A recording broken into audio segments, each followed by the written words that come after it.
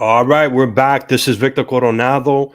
This is Sons of Fidel, episode, I believe it's 36. I don't have it in front of me right now, but we're doing we're doing part two or a second take to this. Unfortunately, we had technical difficulties, but we got Jorge Che Nieves back with us, and again, we're revisiting the 1971 Attica prison rebellion.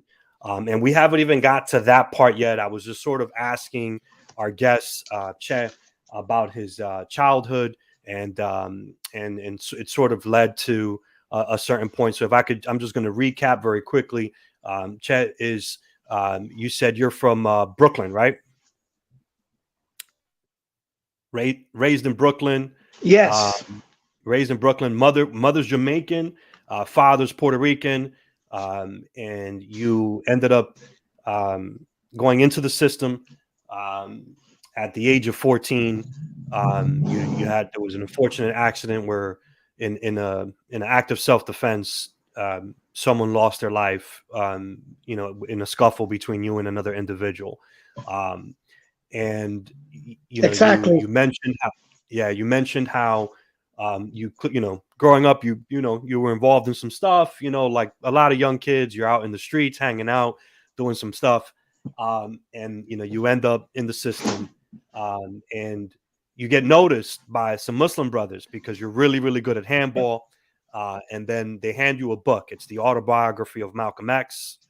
And that sort of opens up your whole worldview. You start thinking differently. And then next thing you know, you get approached by some Black Panthers in the system, and you take a liking to them, and you start organizing with them, and then you start thinking about organizing Latinos. And then that, that's as best as or as much as I was able to get, because the internet kept going. That was good. Okay. That was good. You did good. All right. So you could take it from there, Chef. Okay. Give me a minute, okay? Take your time.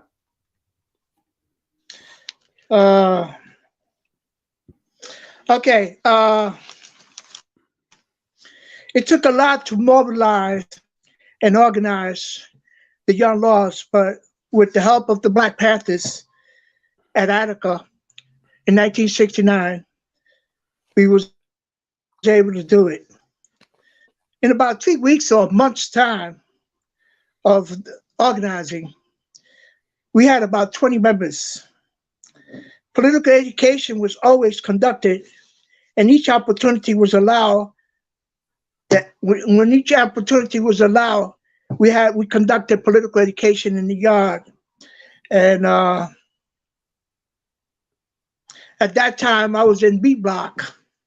And let me say what B Block is about. Because Attica is 4 prisons in one.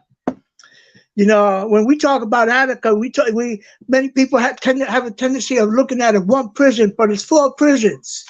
You got A Block, you got B Block, you got C Block, you got D Block, and you got E Block. E Block is for people who are okay. They're no troublemakers, and they have the opportunity of having certain privileges, and they go outside of prison to clean the lawn and all that stuff. That's E Block. I never got there, but I was in B Block, and B Block is a metal shop, and that's where they make cabinets, desks, tables, chairs, and they take all these things and they ship them out to corporations, companies, schools, offices. Our labor. Our labor. But how much we get? 20 cents a day. That's how much we would get for all that profit that they were making from us. All we get was 20 cents.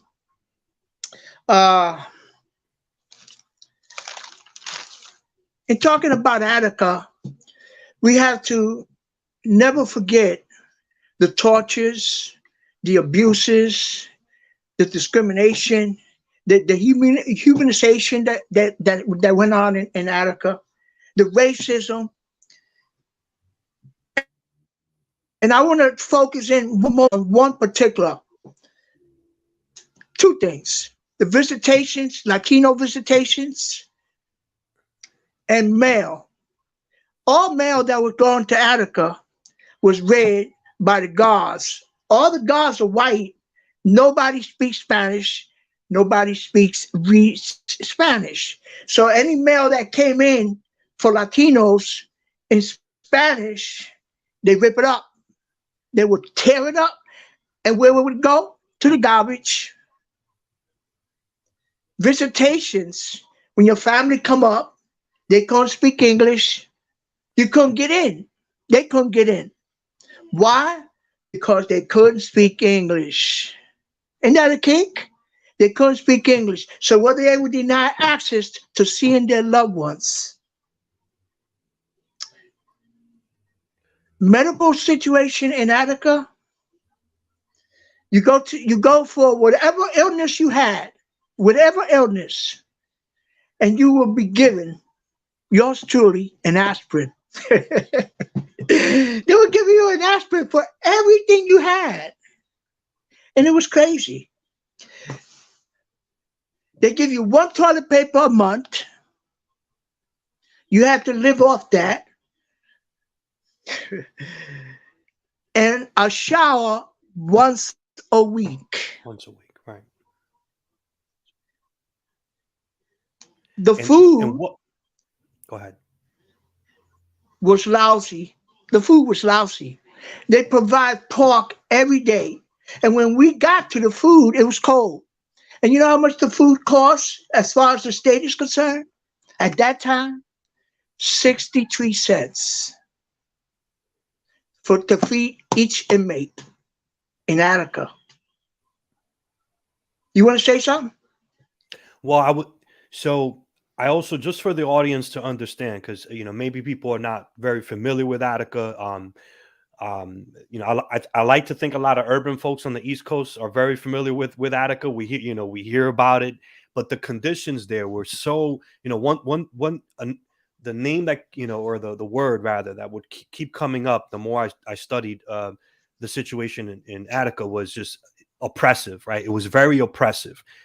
You mentioned that the corrections officer were pretty much overwhelmingly white. I believe all of them were white, and most of them were right there. Yeah, all of them, and they were from the community. And in that community, it was basically a feeding ground for the good, wholesome white folks to basically go into that career, right? So in the community, that's what you had. It was a weird dichotomy, a weird situation, a contradiction, because you had overwhelmingly the inmates were black and brown, okay, who were not from that community. And then the corrections officer were all white, who lived in this very nice town, right, where you had basically farming and the prison as career choices. And so, can you talk a little bit about the dynamics of just even, like, did the guards ever talk to you? Were they nice to you? Were they pleasant at all, ever? Talk a little bit about those dynamics. You see the smile on my face? Yeah. The smile indicates no. There was no communication. First of all, we are foreigners in this faraway place called Attica. Attica is a village exclusively for whites. Most of the people that lived in that village worked in the prison. And so there was never a communication with us. Never. They didn't even want to talk to us. You know how they communicated with us? When we walking when we go into the mess hall, and we had to form a line. And as we walking, he banks once to walk, twice to stop. There was never a communication. There was attempts. I made attempts to say, "Sir, don't talk to me. Don't talk to me." We could never talk to them because, first of all, the white guards there didn't consider us, never considered us humans. We were always considered less than human, less than human. We were considered what slaves were considered, nothing. So you could imagine third world people of color going to this foreign land that there's nothing but exclusively for number whites, and there's no communication. Even in slavery during the time, I understand that there was some form of communication, but in prison, no communication. There was none whatsoever, and so that created a lot of tension. When I used to go to the clinic, as an example, they'll look at me, my complexion being light, okay, that's cool. But do you know that there was Latinos that went to the clinic and they wasn't even given nothing simply because they couldn't talk English? And a lot of Latinos were disciplined because the rules and regulations of the prison was totally English. And if they couldn't read it, they were in trouble. How could you read if you don't read English? How could you read it? How do you know the rules and regulations in the prison? Nobody's going to tell you. Right. So a lot of them used to be locked up in their cells, and they didn't know why. And then on some occasions, depending on how many times they violated, they'll go to segregation. Now, segregation in Attica is called the Chambers of Horror. Why is it called the Chambers of Horror? Because when you go to segregation, you go there, it's a place that is very isolated from the general population. You could scream all you want and nobody hears you. When you go there, you get beat up, you get tortured, you get abused, and all kinds of stuff. There was times that I went to segregation and I was beat up. On one occasion, I got beat up so bad that I had to be hospitalized for almost 3 weeks. It was so serious that they even called the priest. But being that I didn't believe in my man upstairs, I said, I don't need no priest. I don't need no, but still, the mere fact that they water me, they host me in my cell in segregation, they host me with cold water, and I got sick. And I went to the clinic, nothing, but that was it. And this was commonplace. Conditions in Attica. Mm-hmm. Well, I was saying this was commonplace. This was something that just happened all the time. They called Attica, or I guess they still all the time, the last stop, right? You go to Attica, this is the last stop. It was like you go there and this is the last stop. Yeah, exactly. White inmates that used to go to Attica for the first time. You know what they used to be told? Do your time and stay away from those people. Who's those people? Who are they? Us. On July 4th, each and every year, they used to have 2 bags of ice. One was white, the other one was black. They would go first and open up the door to the yard and say, white ice, and throw it into the yard. And white inmates would go and get ice.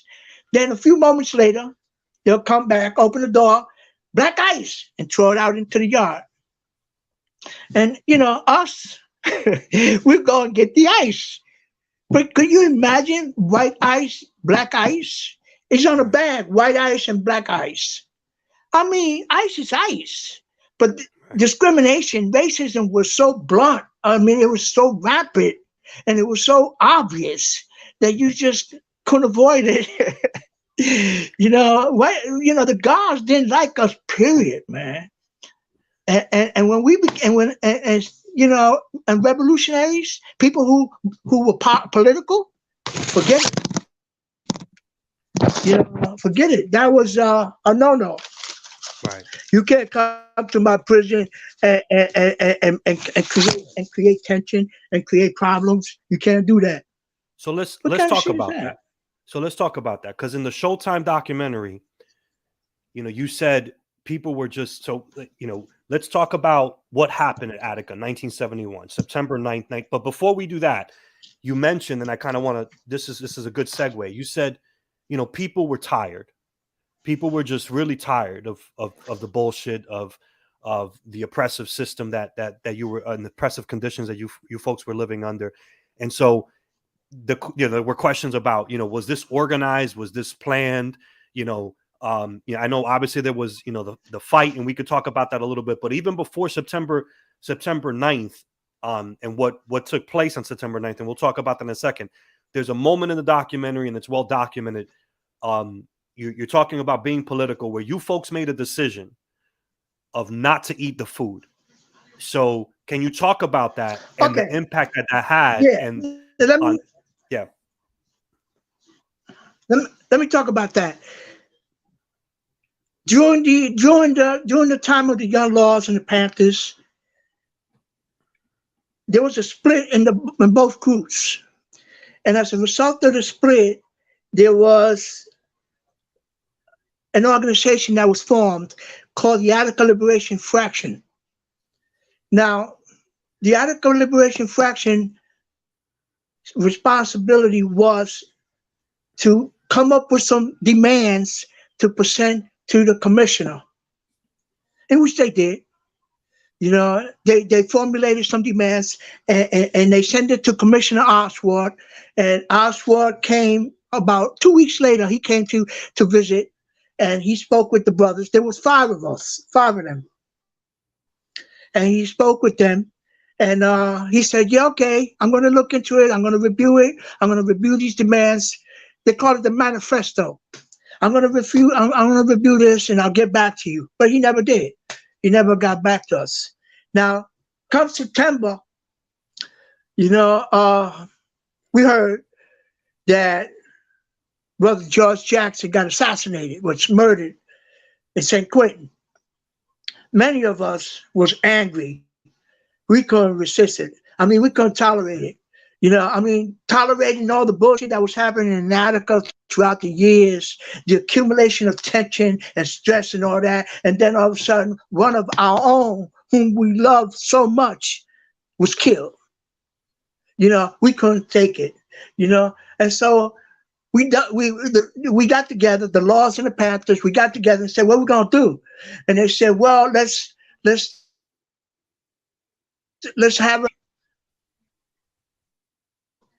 have this hunger strike."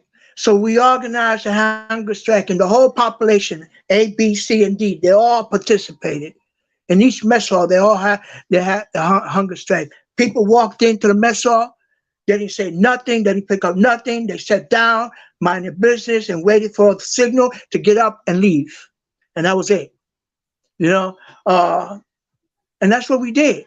However, the police got very nervous, because this has never happened before, and they got very apprehensive, and they got scared, because they felt, man, that something was about to happen. They didn't know what, but something was about to happen. We didn't know it was going to happen too, And so, come September 8th, there was these two brothers in the yard in A block. They were sparring with each other. And a sergeant came over and tried to break it up. One of the brothers said, "What you doing, man? We sparring, man. We ain't fighting. Stay away from it." No. And so the sergeant pushed one of the brothers, and the brother pushed him back. So nothing happened. Everything remained cool. Silence. And the sergeant walked away. That night, as everybody was locked in their cells, the goon squad. Now, the goon squad is this big, heavy motherfucker motherfuckers, and I'm sorry the language, but I can't help it. These No, go heavy ahead. motherfuckers, yeah, gorilla. And there was like 10 of them. They came to the cells of these two brothers, open up. I forgot what I was in an A block, but I was told the whole thing. Open up the first cell. They opened up the first cell. They walked in there and they beat up that brother mercifully. Oh man, they beat him up. And then they went out in the second cell and they beat him up too. And then they said, we're gonna take both of these people to segregation. And they took them. Now, everybody seeing this, people started yelling, people started cursing, you know, but the people couldn't do nothing because they were in cells. They were locked up. Right. Next day, September 9th, they went to the mess hall to eat. They went to the mess hall to eat. And as they were coming back, they were thinking of going to recreation. The guard said, no, you're not going to recreation. You're going back to your cells. And the brothers said, no, we ain't going back to our cells. We're going to recreation. No, and one thing led to another.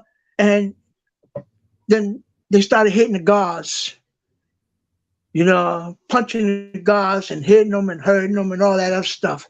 And then all of a sudden, all hell broke loose. I mean, it was crazy. That's when everybody converged into Times Square, right? Well, Times Square was the main unit that opened up to all the prisons, to all the yards. Right. And Times Square was closed. And some brothers tried to push it against the gate, and the gate gave in. And then they took the guard that was in control of all that. They took him hostage, but they also beat him up. You know, I mean, bad, seriously bad. You know, and I'll talk about him too. You know, and so I was in B block, and all of a sudden I hear the siren. Boo! I said, "Oh shit! Like, what's happening here?" You know. Then I looked down towards the door, and I seen people on the other side. They were banging on the door. I said, "Oh shit! What's happening here?" You know. So for one moment to another, the door gave in. People walked in. Sam Melville walked in, and he said, "You are all free." I laughed. I laughed because I said, "How can I be free? I'm in prison." Right. You know? But it was a smile. It was an inspiration. So I started running, but I didn't know where I was running because at first it was a riot. I didn't know. I was just running with everybody else. But as I was running, I was looking, and I see people walking with hostages. People, you know, guards. They were holding guards, and they were taking them to the yard. I said, "Oh shit!" I said, "This is more serious than what I thought it was. This ain't no." Because at first, when the siren goes off, people think that somebody escaped. Right. But it wasn't no escape. It was a riot, you know. And so everybody was running all over. There was people going to the mess hall, to the commissary, taking cigarettes and bringing them back, and all kinds of madness. People going to the clinic and taking medications and all that stuff. All that it was a lot of madness at first. Right. And so I was running, and I went out into D yard. And as I run back into D yard, I noticed that there was a circle of hostages already there, and hostages was in a circle in the middle of the yard, and they were blindfolded. I said, "Oh shit, this is very serious here, man." You know. So I said, "Let me gather up my people." So I gathered up all the Black Panthers and the Young Lords and the Muslims and the Attica Liberation Fraction and the People's Party. It was a People's Party that was also involved. And I said, "Man, what's happening? There's something happening here, man. We need to bring this into order, you know, because this is madness. Everybody's doing their thing here, you know." So one of the brothers, his name was Roger Champion. He got on the bullhorn. And he started talking to the people. There was about 1,200 inmates out there in that yard. Right. 1,200. You know, so he now started talking everybody's to out them. in the yard at that point. Everybody's out in the yard now. We talk about Right. everybody in the yard, yeah. Right. And so he's talking to the people. And he basically said, listen, this is a serious situation we got here, and we need to be serious. We need to get our shit together, you know, and figure out what we're gonna do. You know, all this smoking, all this drinking, all this shit got to stop. You know, and in half an hour, everything was smooth. Everything was mellow. Everything was. I mean, nobody was doing nothing. It seemed like you know, they realized that the situation called for some serious thinking. You Right. know, so then we started saying, well, what are we going to do? You know, and it was suggested that we form a team. You know, to represent us in the yard. And so you know, we said no. That's up to to to everybody in this yard to make that decision and vote who they want to represent them. So we turned it over to the masses, and the masses decided, you know, to have, I think it was 3 or 4 for each block From each cell block. represented that. Yeah, for Right. each cell block represented them in the table. I call it the team, you know, and Right. so that's what they did. And I put a few young laws in the table too. So if you ever see the table and you see some Spanish people, they were young laws. You know, they were young laws sitting on the table. You know, Francisco Soto, another chair, I forgot his last name. His name was Chair too. You know, and Dalu, Mariano Gonzalez, all the people, they were on the table. You know, I stood in the background because I was sort of like part security. Let me say that. I was like Right. part security, and the young laws wanted to protect me so nothing could happen to me, you know. And so they kept me in the background. That's why you don't hardly see me. You know, I am in pictures, but you got to know me, you know, back then to see that. Oh wow, that's Che, you know. Right. So we formulated this team, and then after this team, we decided we thought about, like, you know, who should we need to have some camera people in here. We need to have some reporters in here. We need to have some news reporters in here. We need to have some politicians in here. We need the Young Law Party to come in here, the Black Panther Party to come in here. We need people from church to come in here. You know, So we need if people this from the Black News to come in here. this is where it gets really creative and very impressive to some of you Very folks basically. creative, man. Yeah, you folks do a lot of things. You begin organizing yourselves.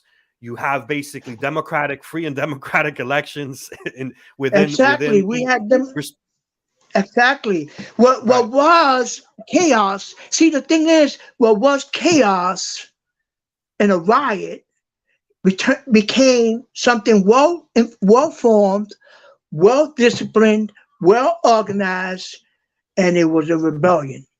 right. It was no longer a riot. This was a rebellion because And now we so had something to look forward to. We had we and had every we had demands that we wanted yeah, to present to the people, you know, and it was 28 demands. And so people, that Thursday and Friday, people started coming in from the streets, young laws and some people from the Communist Party came in too, as far as it's kept. They didn't know it. The administration didn't know it, but they were Youth Against War and Fascism, and they were from the communists, but they didn't know it, you know. And the right. young laws came in, and I'm not gonna talk bad about Huey. I mean, not Huey, Bobby. Bobby Seals. Yeah. I'm not gonna talk bad about him, you know. But I'll say this, and I told brothers before I'll say it to you. I told them already. Bobby Seals didn't do nothing there. Oh, he stood there 5 minutes and he made a speech to the people, and he said he had to go back and discuss with Huey Newton what to do. Yeah, it was reflected in the documentary. In the in the Showtime documentary, you see he comes in, gives a speech, and he immediately leaves. He doesn't really sit down with you folks. Yeah, Doesn't he spend left. time with anybody. People, Doesn't people, try to people, understand the people looked situation. at it. Yeah, People looked at it and said, "Damn, man, this is Bobby Seale. Everybody looked right, forward to Bobby Seale. right, He represented somebody. He does right, represent, but come on, man, you Bobby Seale. You're supposed to give us a hand here. You know what I'm saying? Give us some guidance." But right, he didn't do nothing. right. You know, So so you folks it was have okay. you have elections. You start handing out food. You create a medical section. There's a nurse. I Yeah. forget his name, but there's a nurse. And you said the Uh, medic in the yeah, you said the medical what attention was was his better name? out in the yard than what it was inside the prison cell. It Y- was, man. It was, man. Because yeah, first of all, let me say this: yeah. the hostages was well protected, well protected. You had a Anything they security team as wanted, well. Yeah, yeah, anything they wanted, besides their freedom, anything right, they wanted, they got it. You don't have no cigarettes? Yeah, man, yo, give the man a cigarette. You know what I'm saying? And so their food was always they was the first ones to get served. We had food there that we brought from the commissary. We had and nutrients. You know what nutrients is, man? Where people do their necessities. hmm, You know, letrina. En yeah, español yeah. se You had llama a latrine, letrina. right, You know, right, yeah, we there's people that dug that up so that people could do their necessities. You right, know, the clinic there, man. I mean, sure. That's Sunday night. I got sick, and I forgot his name. It was this white dude. He was really cool, man. He was an inmate, but he was a right, nurse, and he took care of everybody, man. He did a wonderful job. You know, a right. wonderful job. You know, And we then, became a and, family in the yard. We was a right, family. There was nobody there black, nobody there Hispanic, nobody there brown or white or whatever. Everybody was us. We was us. We. That's why I put that there. Us, we. Us, we. We were a family. All the white people that for years and years before who were racist, we did a hell of a job on them throughout the years. The Young Lords took responsibility for that, and the Black Panthers took responsibility for that to educate them. So by the time Attica jumped off, they will come to us, to support us, and they did. right, right, Most of them did, you right. know. So anything else you want to start? Actually, Well, let me. Can you also talk about? Give me a second here. Can you talk about? Can you talk about that first night? There's a moment there in the documentary when when you folks talk about that first night and being out there in the yard and not having to sleep in your prison cell, and it was almost like it was a very festive night.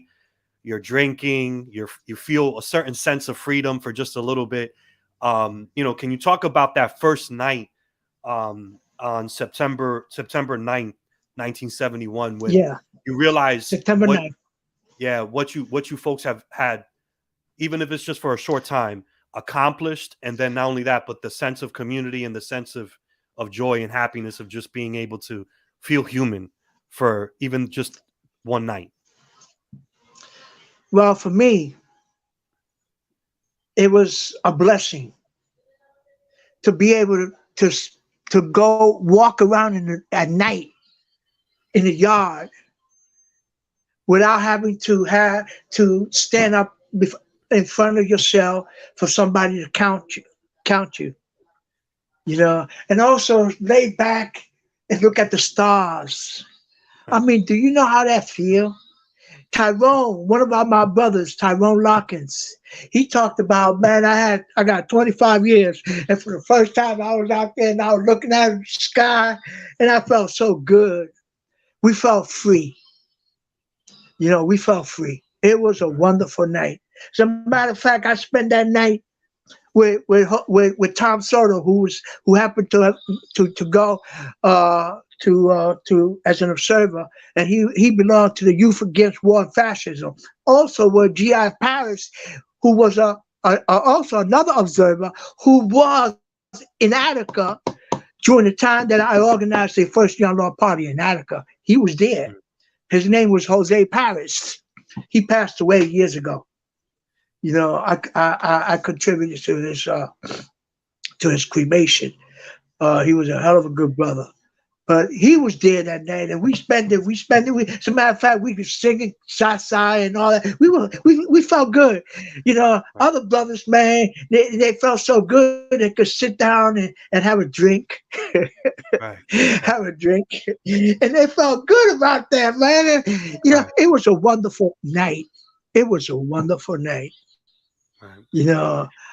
I mean, that was like I did. Well, from 61 to 71, that's almost what, 61, 71, about 10 years. I was just give or take. 61, yeah, 61 to 71, yeah, about a good 10 years. That I didn't see. I didn't have a smell of fresh air. So I felt good, man. It was wonderful. That first night was is undescribable. So you have that moment. You folks, you realize, okay, you take over the prison. You have hostages. You have now again. You created a medical section. You have a security team. You have the brother Big Black, right? Black is also part of the security. He gets politicized because he's not really political, but yeah, Big Black. So he gets politicized through the process. You mentioned again the latrine. You have the tents out there, so you guys, you know, you got food, clothes, shelter covered, medical covered, for the necessities, you got that covered. And then what happens after day one? What you talked about, you were thinking about, we got to get media involved. We got to get, you know, different constituents and different folks to come into the prison. What happens after day one? Well, what happened was that Tom Wicker from New York Times, he started coming in. William Kunstler, who was a civil rights lawyer, he came in. Herman Badillo, a congressman, he came in. And we had people from the cameramen, they came in. You know, we had news reporters. I don't know their names. They came in as well. You know, so everything, we set it up in such a way that everything we did, as far as the negotiation was concerned, the world knew about it. They were watching us on TV. So there was nothing that we could do or even say that wasn't real. Everything was real. You know, and the funny thing about that is that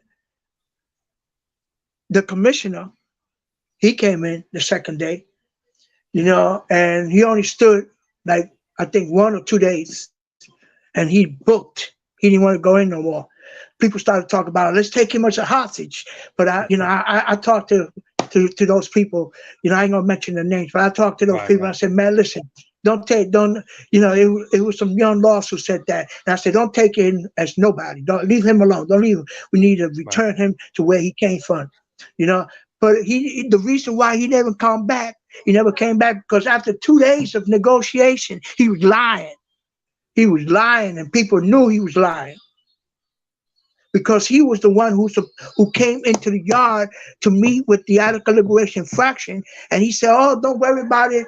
I'm gonna get back to you on that. You know, I'm gonna get back to you on that manifesto." And he never did.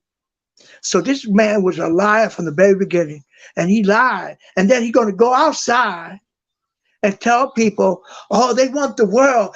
When people say, "Well, what they want?" "Oh, they want the world." Come on, man. We don't want the world. You know what we wanted. So when we got him back in the yard, we told him about it. Why you do that? You don't know that we watching you? And he didn't know. He totally forgot for a moment that we were watching him. He didn't know it. And so he was lying. And so he left. And we continue with the negotiation. We felt with the negotiation, I felt that we were doing a lot of progress. There was a lot of progress at the very beginning. There was a lot of progress. And it got to a point that even observers didn't want to leave. They wanted to stay with us as the nights went on, because the unity between us became very solid, and they knew that we were for real.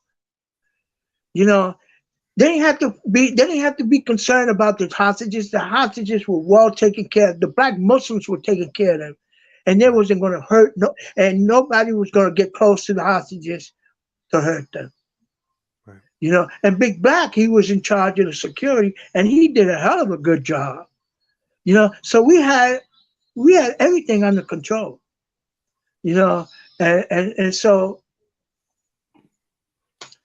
we attempted, man. We tried our best, but what happened was that on Friday night, yeah, it was Saturday. It was Saturday. We heard the news that one of the hostages, William Quinn, died. And this really hurt us. This messed up everything we was doing, because this man died. But I'm gonna tell you I'm gonna tell you about his death. You want to hear it? You want to hear his death? Absolutely. Once he was injured by inmates, his injury got so serious that five brothers, I know all five of them, five brothers took him, carried him to the front entrance of where the administration was, and said to the guard, to the people, the administrators that were standing there, "Here, take this man and take him immediately to a hospital. He is seriously injured." Do you know that they kept him there for 3.5, almost 4 hours? Right, before they could take him. And when they decided to ship him out to a hospital, it was too late. Too late. He was on his way out of here. So here we are, facing murder charges for a responsibility that was the state, not ours. It was the state's responsibility, because if they would have took him to the hospital, as we said to take him, he would have never died. And another thing that people hear, that somebody was thrown out of a window. You ever heard that? I have not seen that in no. Yeah, somebody would say, you can't throw nobody out of no window. There's windows there, but there's bars. So how can you throw somebody out the window? Right. So whoever said that must have tried to put something into confusing people, because nobody was thrown out the window. Right. But anyway, this is what happened with William Quinn. William Quinn. If he would have taken to the hospital, if he would have been taken to the hospital, I'm not going to exclude myself right now, as people said for him to do, he would have never died. But here we are now facing murder charges. Everybody in that yard is facing murder charges for a crime that we didn't commit. I mean, yeah, he was assaulted, he was hurt, yeah. But you know something? In war, people get injured. People get hurt in war. In situations like Attica, people get hurt. It's unavoidable. You can't help it. And I know that some guards put up a fight, but then they had no chance, because the brothers, man, the brothers just took him right out of here. Right. I'm talking about other guards, not Quinn. Right. And with Quinn was in charge of Times Square. He was the one that opened the doors and closed them. He was in charge of having access to all the blocks, because he was in control. But somewhere down the line, as people was pushing to us on the gate gave in, and They took him hostage. Right. Apparently, I wasn't there, so I don't know. But apparently, they must have had a fight, and somebody just punched him the wrong way, and he got injured. Right. But I know his head was all injured. I know that. So that's what happened with Quinn. You know, And and things sort of went so south. Yeah. Now we only I had want one. We only, huh? no, go ahead. Go ahead. Go ahead. Go ahead. Go ahead. No, so so things sort of went south with that. Go Obviously, ahead. that wasn't a good look for you folks. Because otherwise, it felt like, based off of, again, everything that I've read and what I've seen in the documentaries, that it looked like there were moments there where you folks had like a legitimate chance to really make some changes, and that it was possible that if that maybe cooler heads would prevail, and that maybe they would give in to some of your demands. That the death of Quinn threw a monkey wrench in a lot of that. But I encourage the audience to go and Google Attica rebellion demands, and you'll find them. They're online. They're readily available. And I mean, when you read these demands, and I want to read some of these demands, there seem like such Okay. basic things that you folks were asking for. Like, it didn't even seem like a lot. Now, no, considering how deplorable those conditions were, how oppressive, that system was. And obviously we knew that you folks were asking for a lot, considering that the bar was so low. But here's Yeah. some of the demands from the manifesto. This is demand number one. We demand the constitutional rights of legal representation at the time of all parole board hearings, and the protection from the procedures of the parole authorities whereby they permit no procedural safeguards, such as an attorney for cross-examination of witnesses in behalf of the parolee at parole revocation hearings. So that's one of the demands. Hmm. Here's a second demand. We demand a change in medical staff and medical policy and procedure. Here's another demand. We demand adequate visiting conditions and facilities for the inmate and families of Attica prisoners. Here's another demand. We demand an end to the segregation of prisoners from the mainline population because of their political beliefs. I mean, it's not like you. So when Russell Oswald, the corrections commissioner, when he's sitting down with you folks, he appears to be listening. He appears to be, sympathetic or empathetic. And then he goes out and he does what you said, which is when the media starts asking him, hey, what are they asking for? And he says, well, they're asking for the world. And obviously you folks felt disrespected, because you had very clear and cogent demands. You weren't Yeah. asking for the world. You were asking for basic reforms within the prison system and within the Attica, particularly Attica. I mean, I can go on with some of these demands, but it really, when you read it, they're well articulated, they were well written, and they were well thought out. Yeah. Yeah. Yep. Your I response. remember before that those demands, before those demands, before those demands were put out there. I was one of them who went over it and reviewed it. And the brothers of the Attica Liberation Fraction was the ones who put it together. So I looked at it and reviewed it and said, good. And those are the demands that the commissioner came in to talk with the brothers, and he said, oh yeah, okay, I'm gonna review it, I'm gonna consider it, I'll get back to you. He never did. And so when those demands were presented during the rebellion, he said, yeah, they sound good. I'm gonna consider it. Come on, man, you've been considering this for too long. It's time now in this yard for you to make a decision what you're gonna do. He never wanted to be direct.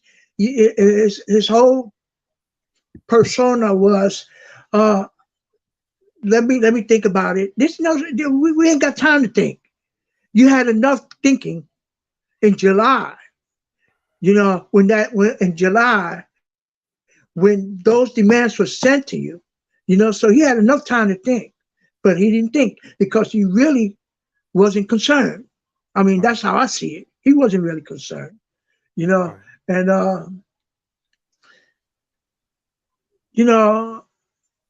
L.D. Barkley, was the brother who read those demands to the public.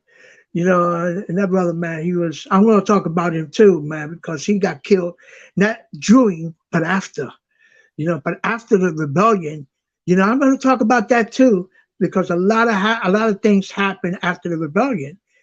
People look at the rebellion, oh, wow, people got hurt, people got shot, but they don't talk about what happened afterwards.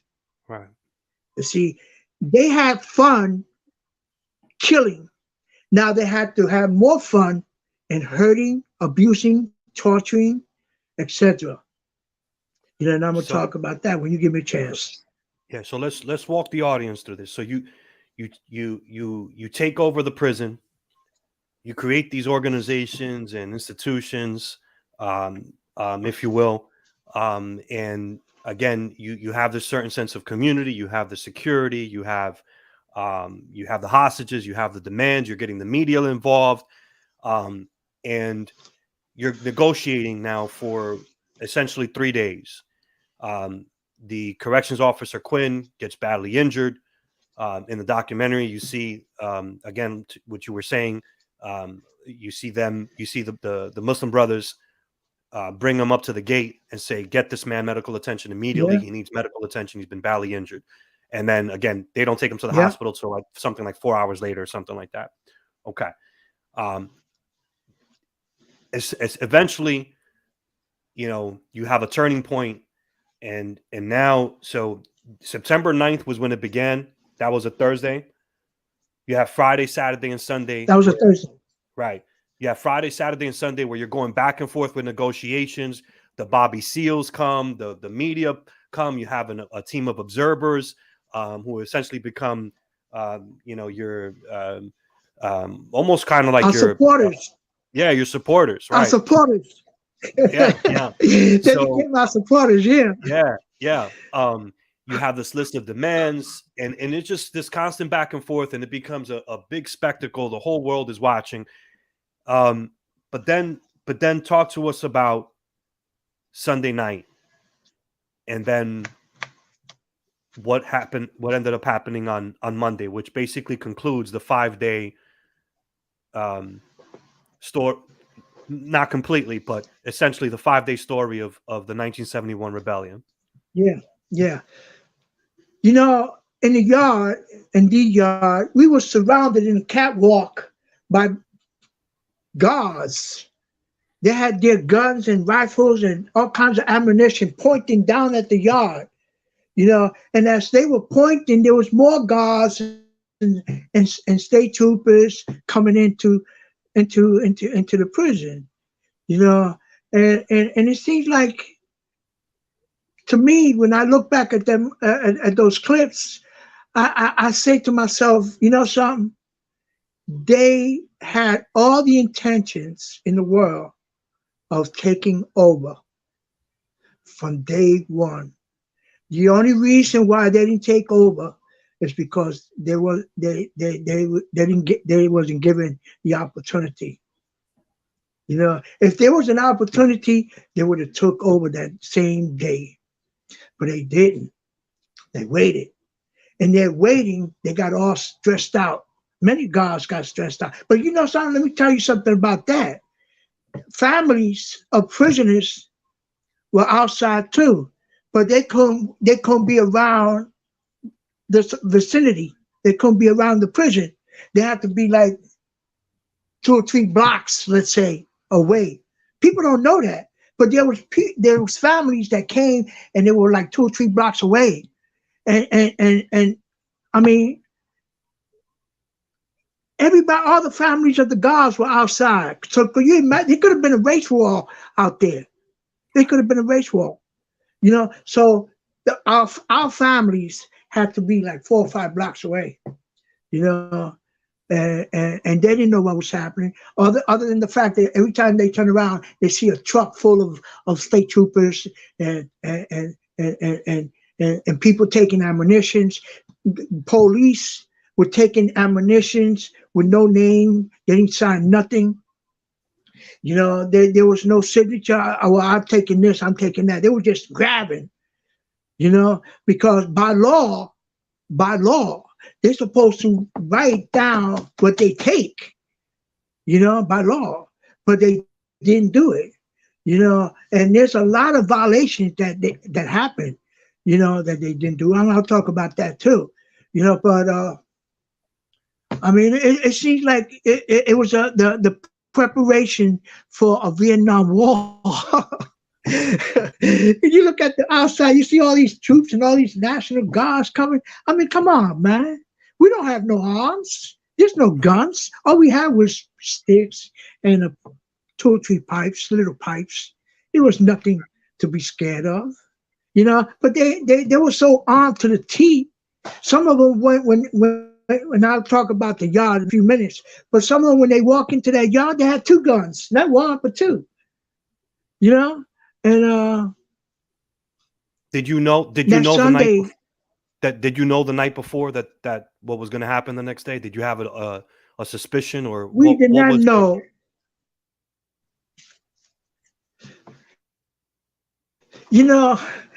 I was talking to the Attica brothers today, Lawrence Hakil, and we was talking about it. Every time we talk on the phone, we talk about Attica, and he said, something, Dalu Mariano Gonzalez, he was Minister for Defense for the Young Lord Party, and he said, something, that brother, man, he was Sunday night.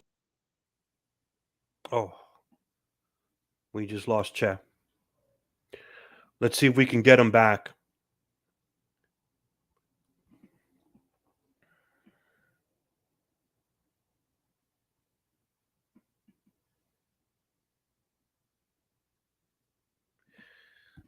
So we'll wait to get Chet back on. But for folks who don't know the story, and we'll let Chet tell the rest of the story. But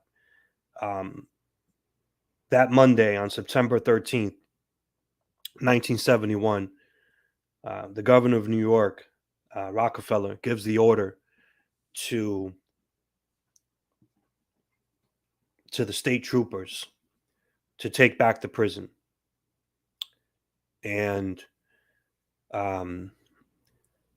that's putting it it's putting it mildly, because what ended up happening was, and the Showtime documentary has a lot of really good footage, but you see a helicopter hover over Times Square on the block, and they drop down tear gas, and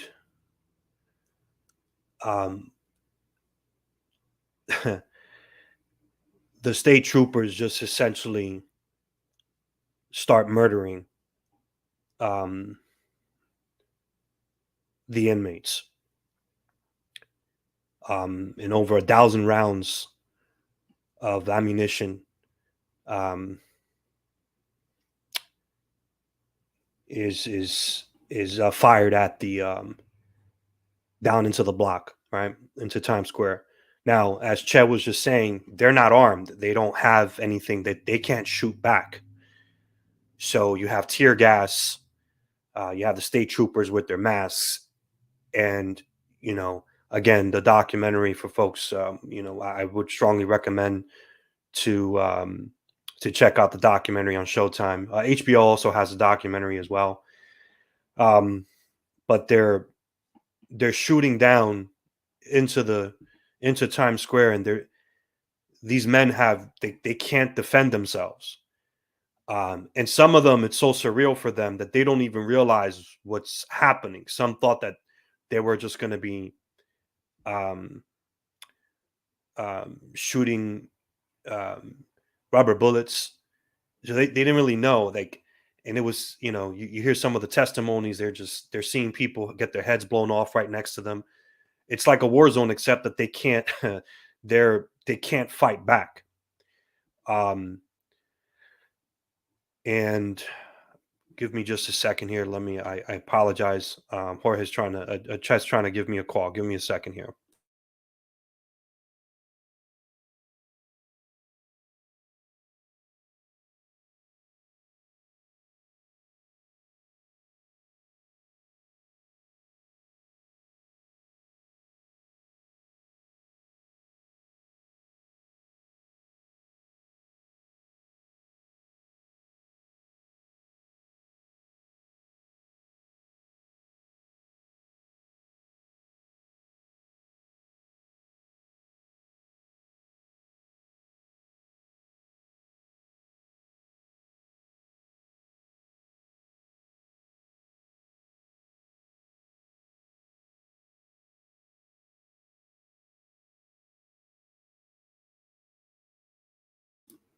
All right, so we're still waiting on Chet to get back in.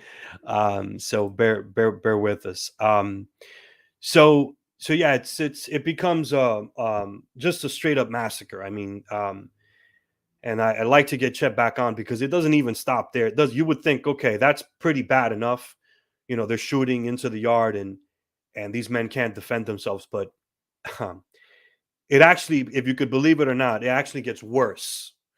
And I like for Chet to tell the rest of the story. So folks can just bear with us. And he mentioned the brother L.D. Barkley. Folks should check him. You know, you can Google him as well. You know, a young, sharp man. Really, he had really good diction, better diction than I have. A young brother who was in the documentary. You hear him read out the demands. And just a real sharp brother. And I think he was in prison for something like real. I believe for something like falsifying a check or stealing a check or something just really benign, like you know, I mean, something real silly. It was like a not even a $100 something dollar check or something like that. And him being one of the leaders, I think Chet's coming back on now. Here we go. All right, Chet. So I was trying to Yeah. buy some time here. I did explain to the audience, but I wanted to stop it there. But I did explain to the audience that essentially what ended up happening was a massacre, right? Governor Rockefeller gives the order, tear Yeah, gas. I want to talk about that. I want to talk about All right, that. go You right ahead. know, once we knew that we had no choice but amnesty, we attempted that, but amnesty wasn't enough. Nobody wanted to hear about amnesty. You know, it was murder.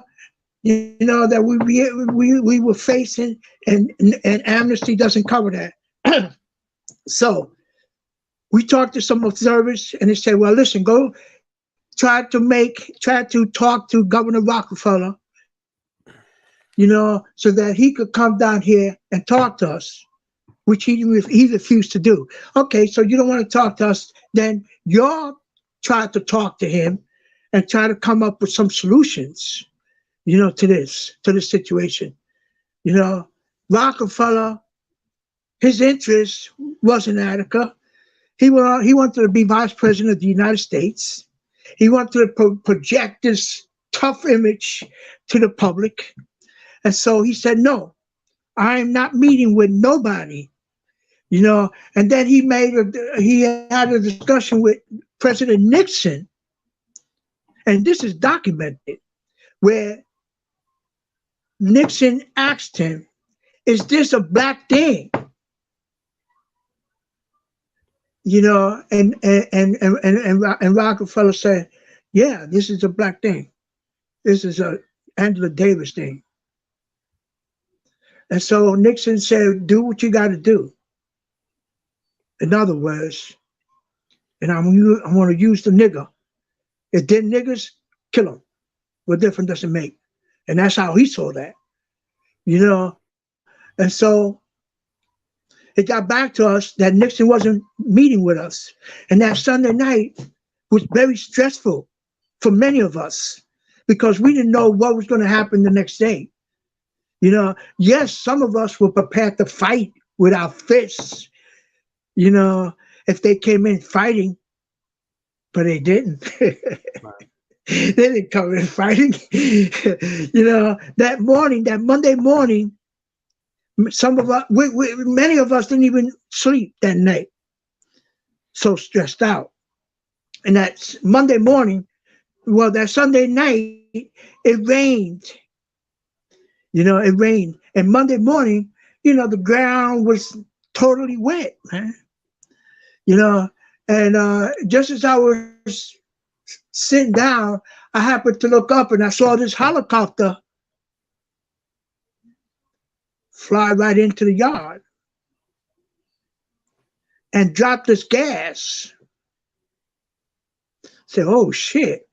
And as the gas dropped, that started burning my nose. It started burning my eyes. I couldn't take it, man. And I was falling to the ground. And I was falling to the ground. I heard somebody in the helicopter apparently say, put your hands on top of your head and surrender to the nearest officer. You will not be harmed. That was bullshit.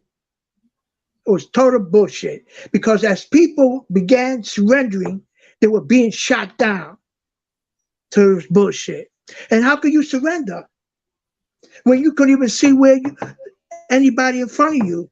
It was totally cloudy.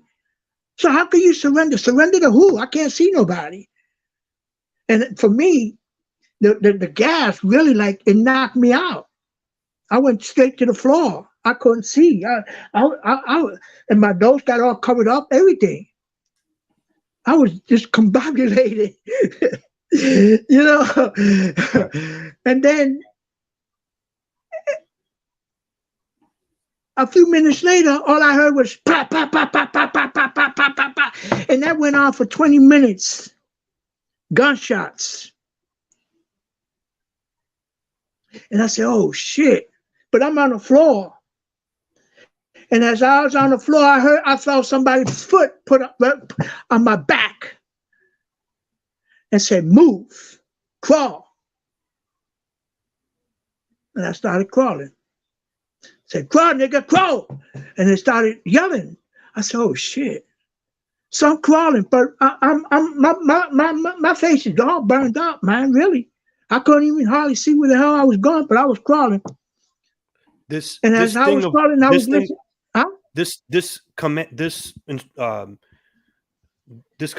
that they gave you of crawling, this is what they did to all of you, right? They told all of you to crawl, right? Everybody, yeah. You know, that's after they said, put your hands on top of your head, surrender to the nearest God, you will not be harmed. After they said that, they started shooting. I mean, what's the use for shooting? Why are you going to shoot somebody that can't see? You know, the gas itself was a means of surrendering. We were going to surrender. We didn't have no other choice. Why shoot us? There was no need for them to shoot us.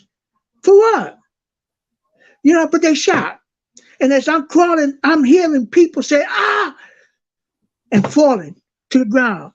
Meanwhile, somebody got his foot on my back, kicking me in my head, kicking me in my ribs, and continuously, this is on it. Oh, nigga, crawl.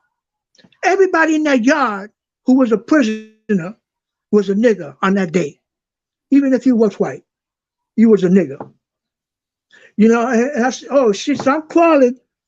I didn't know where I was going, but I was crawling. And I had my clothes on. I got to a certain point, I don't know where, and I was told, get up.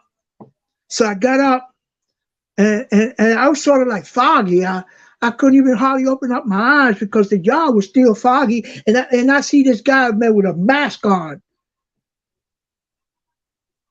His badge was sealed. You couldn't see his name. Why you seal your badge? For what? What are you hiding from? No, you don't want nobody to see your name? You know? So that's one thing you need to look at. They sealed their badges because they knew they were going to do nasty things in that yard, horrible things in that yard they were going to do. So they sealed their badges so nobody could see their names. And they told, take your clothes off. So I took my clothes off. They said, go over there to that line and start walking in circles with the rest of the people. So I did. I went over there and I got on line with my hands on my head and I walked around. After 5 minutes of walking, some guards came over and said, yes, that's one of them. Took me out the line, turned me on my back, and put an X on my back. And said, come on. And took me to another wall where some brothers were, they had their heads on the wall and their arms on the wall as well, with X's on their backs. That crew, which was with me included, we were marked to be killed. We were marked to be killed. But, and before I even say that, this police, no, he wasn't police, he was a state trooper. He came around asking people questions. When he got to me, he said, who you want us to contact? I looked at this dude. I said, why, you gonna kill me? He said, who do you want us to contact? Meanwhile, right in the back of us, there was this state trooper that was sitting down on the chair with a rifle, a shotgun, I don't know what it was, and he was ready to kill us. And I said, well, you can contact my sister. She's in Puerto Rico. You know, they said, okay. And just when they were going to do their thing, Senator Dunn, and he was a senator that was a part of the observers committee that came in to observe. He came out into the catwalk and he looked down and he saw what was happening and he told some people, I want that to be stopped right now. And it was him that saved our lives. And when I saw him a few years ago, when I had an interview, you know, a few years ago around Attica, you know, I saw him in the city and he didn't remember me because he's much older. And I said, I'm one of the people you saved their lives, and I want to thank you for saving my life. And he said, okay, and we hugged and, you know, etc., you know, and so he saved my life. So after that, after they had us on the wall and after they stopped, all the shooting stopped, then they were going around, people that were shot up. Now listen, people that were shot up in the yard and couldn't even get up. They were telling them, get up, get up. You can't get up, man, get up. You know why they had to get up? To run a gauntlet. They had to run this gauntlet, 25 on this side, 25 on this side. They had guns, they had batons, they had clubs. They were hitting people with, as you ran through this gauntlet, you get all beat up, you get all hurt up. And some people may have to force themselves, injured, to run. Meanwhile, there was 29 prisoners dead. 29 died, were killed.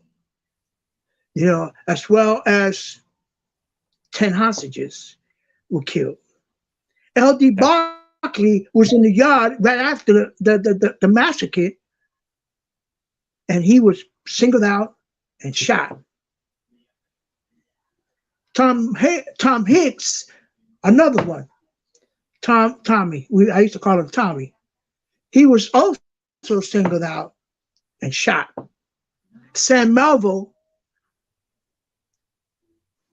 he was also singled out and shot right after the massacre, right after.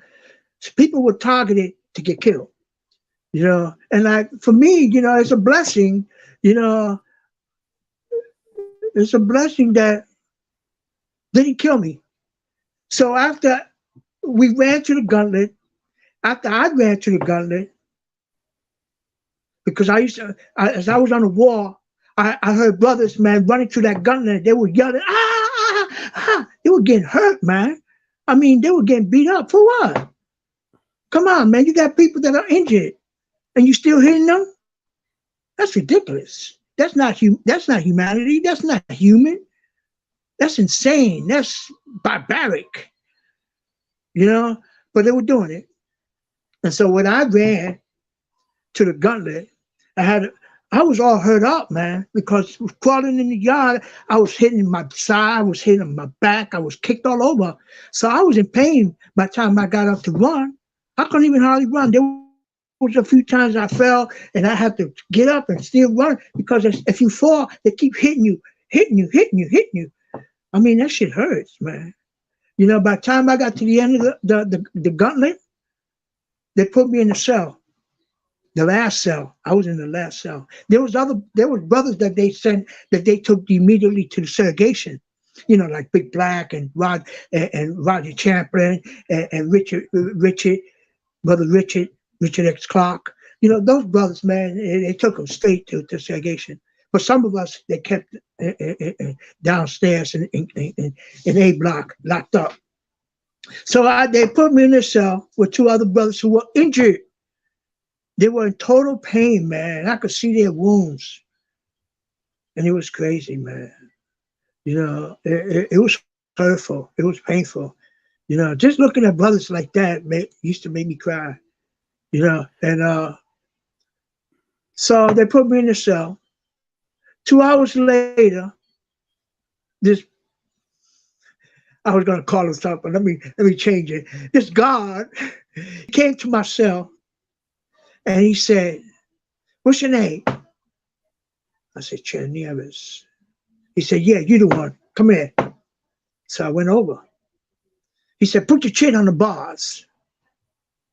I said, "What?" "Put your chin on the bars." Here I am, all hurt up. I'm all hurt up, man. He gonna tell me to put my chin on the bar? I started to say something, but you know, something registered in me and said, "No, do what he tells you, man, because if not, he's gonna kill you." So I said, "Okay." I put my chin on the bar. He took his gun, he cocked it and put it to my head and said, "Beep."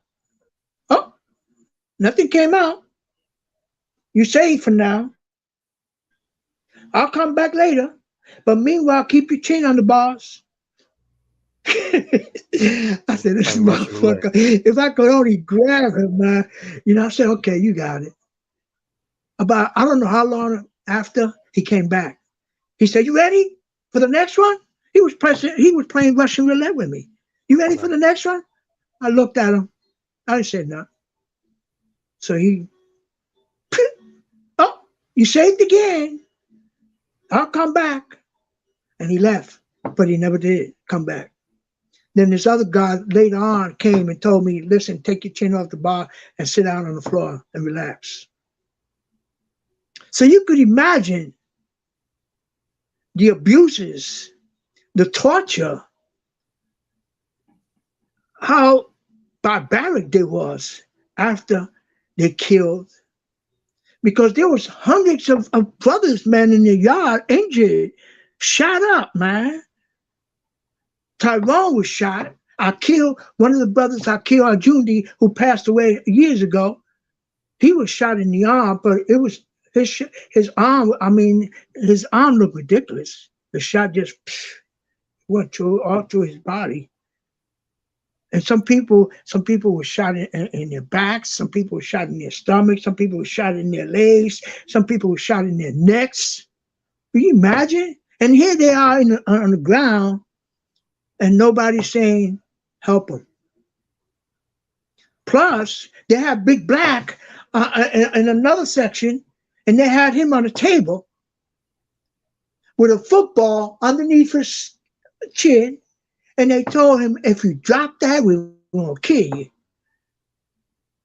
And meanwhile, they were smoking cigarettes and throwing butts on his body, plus burning his privates. Is that real? Is that justice? That's ridiculous, man. You know, I mean, I think that during slavery, even though slavery was hard and horrible, but I don't think people will even go to that. Well, then again, I can't say that because slavery was very bad too. But they, you know, this is modern day. You know, I didn't, in my imagination, I never thought that shit like that would happen. One of the brothers But it did. from And one of then the Attica, after check this out, after everything was said and done, the next day they went in that yard and cleaned up the whole yard, cleaned it up. Why? Why did they clean it? Because they wanted to get rid of all the evidence. That's why they had their badges sealed, so nobody knows who killed them. Nobody knows who did what. The guns that was taken from trucks and cars and stuff like that, it was never registered, so nobody knew what the gun belonged to. They knew what they were doing. They weren't stupid. One of the Attica brothers, you know, they knew that they were going to go in there and kill people. They knew that. Huh? Yeah, no, I was saying that one of the Attica brothers, I can't find it in my notes right now, but in the documentary, he said it was at that moment that he realized that, you know, like, look, he's done a lot of bad things in his life. He's seen a lot of bad things, and he wasn't no saint. But it made him realize that he wasn't as nearly as bad as these guys. These guys were killers. Like, these were ruthless killers who had no ethics, no moral code, nothing. I mean, these people were just ruthless, devious. They had nothing. Killers. And not only that, when they were shooting people in the yard, you know what they were saying? White power, white power. Right. This is white power. Niggas need to die. They will die. They were saying that. While I'm crawling, I'm hearing all this shit. I said, oh, shit, these people are sick.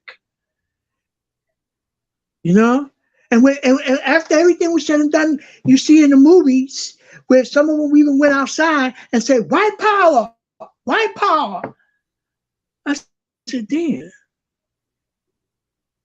So that's what Attica, why they took over, because the reason why they did what they did, because they wanted to send a message to people who are in struggle. If you are in struggle and you're willing to sacrifice your life for people, loud and clear. And to me, hey, I hear you.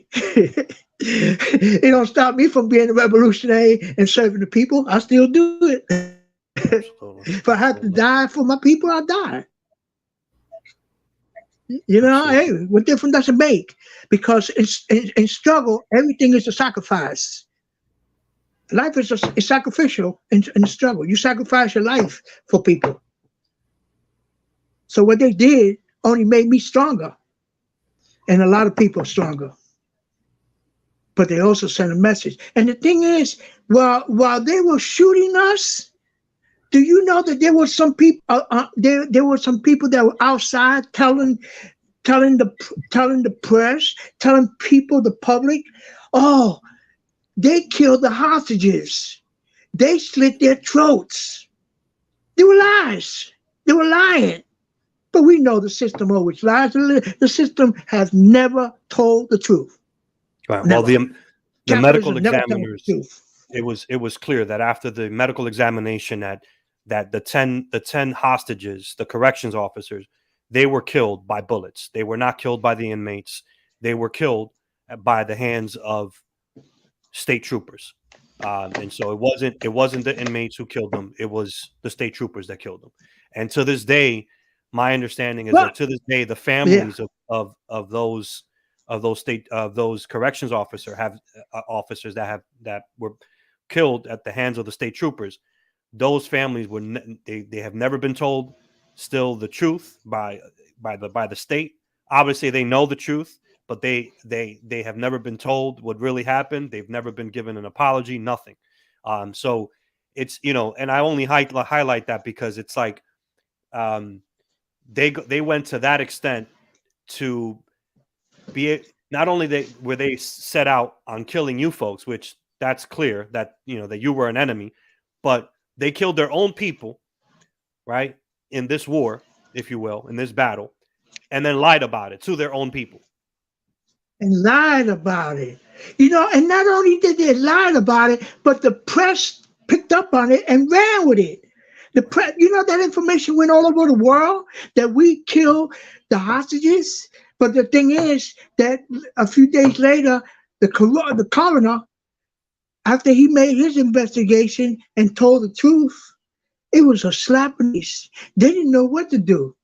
They didn't know what to do because they lied to the public, and now they have to cover up their lies. And you know how they cover up their lies? By beginning to indict inmates. They came up with all fabricated charges against many of us. 62 of us were charged with various crimes in that yard. And Malcolm was one of Malcolm, I forgot his last name. Malcolm, he was a prosecutor at the very early beginnings of prosecuting. He was a prosecutor, and he did some investigation, and he said, "Wait a minute, man. It seems like I'm trying to, you telling me to prosecute prisoners, but I see that there's some liabilities here for guards to be prosecuted as well." And you know what they did to him? They fired him. They fired him, for telling the truth. And then they still went on with the prosecution, but all the charges that they charged us with eventually were all dismissed because they couldn't prove nothing. They were all fabricated lies. Only one person was eventually prosecuted, and that was Dr. John Little. He was charged with the death of William Quinn. But even him, eventually, he was pardoned by the governor. I forgot who the governor was in that time. He was pardoned by the governor. He came home. See, so everything that they attempted to do to make us look ridiculous, it fell back on them. And Mike Smith, who still is, well, he's not a guard no more, but he was a hostage. He was a hostage. He was one amongst a few others that took our position, that supported us all the way. And when I went to court during the procedures of the charges against many of us, and I was in court, and I seen him. I said, "Hey, yo, bro." He looked at me. He said, "Your name is Che, huh?" I said, "Yeah." And he hugged me, man. That was the first time in my life that I ever hugged a guard. But he was real. He was real, and he got shot. He got shot by his own people. He was in a hospital, practically dying. He got shot all in the stomach. So, nobody, all the crimes that were committed against us, nobody has been accused of it. Right. Just like, January 6th, you remember January 6th, when all that shit jumped off with the Capitol, and many of those people were police. Many of them were police, and some of them, I believe, were politicians. And the reason why you don't hear too much about them is because they're trying to keep it low, on the down low. Right. They don't want to prosecute none of them people. Yeah, I wanna read some of these some of the transcript between the conversation between President Richard Nixon and Governor Nelson Rockefeller. Yeah. Okay. Please do. Yeah. So here's President Nixon, and I'll go back and forth between Nixon and Rockefeller. But here's Nixon. Nixon, tell me, this is are these primarily blacks that you're dealing with? Rockefeller. Oh yes, the whole thing was led by the blacks. Nixon. I'll be darned. Are all the prisoners that were killed blacks, or are there any whites? Rockefeller. I haven't gotten that report, but I have to. I would say just offhand, yes. And Nixon says, "Yeah, Rockefeller, we did it. We did it though. Only when they were in the process of murdering the guards, which we know is a lie, or when they were attacking our people as they came in to get the guards. Nixon, you had to do it. Rockefeller, and otherwise we recaptured all the cell blocks and so forth without shooting a shot, and no troopers were wounded. One of them was in the leg, but Nixon, only one trooper was wounded. Rockefeller, that's right. Nixon, good, good. Rockefeller, it really was a beautiful operation. Described it as a beautiful operation. Something. I mean, A beautiful operation. yeah. So, Chad, I could listen. imagine when they went. Yeah. No, go ahead. Go ahead. No, I said I could imagine, going back into history, the bury my heart at Wounded Knee. I could imagine those Native Americans when they were being shot down by the Americans. I could imagine how the Americans felt. It was wonderful killing them. Yeah. I don't know. I just don't know, man. I don't know Listen, where Chad, their heads at, man. in doing research for this, and I, and I watched the documentary on Showtime a few times. I watched the HBO documentary once, and then I read a bunch of stuff. It's hard.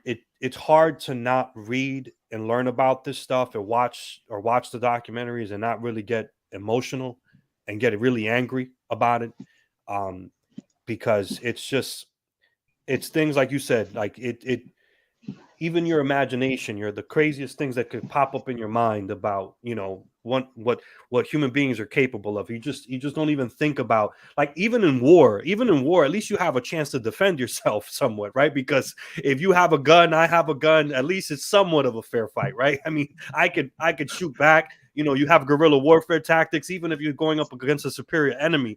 But you guys were just sitting ducks there. You had no way of defending yourself, no way of fighting back. You had nothing, and you're just sitting ducks, and you're just here, sitting here today as just by the, if there is a God, and I don't believe in God, but you're here by the grace of God, if there is one, and so I hope I did some justice to your story. I thank you for reaching out to me. I strongly encourage folks to check out those documentaries, go online, learn more about Attica, read the demands, read the whole thing, clear, cogent demands,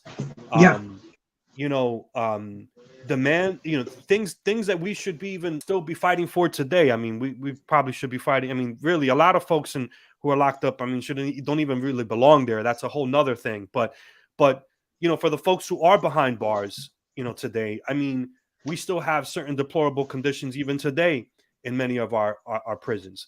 And so, Chad, listen, I thank you. I think we're going to end it there. If you have anything else, I'll leave it. I'll give you the floor to give us any final thoughts on the story of Attica and your story, and then we'll end the program there. I just want to say this, that Attica still remains the same. There has never been no changes. The only changes that there is security. You got more security. But as far as conditions, just about 3 years ago, a brother got beat up in Attica, got beat up, and he sued. I think his last name was Williams or something like that.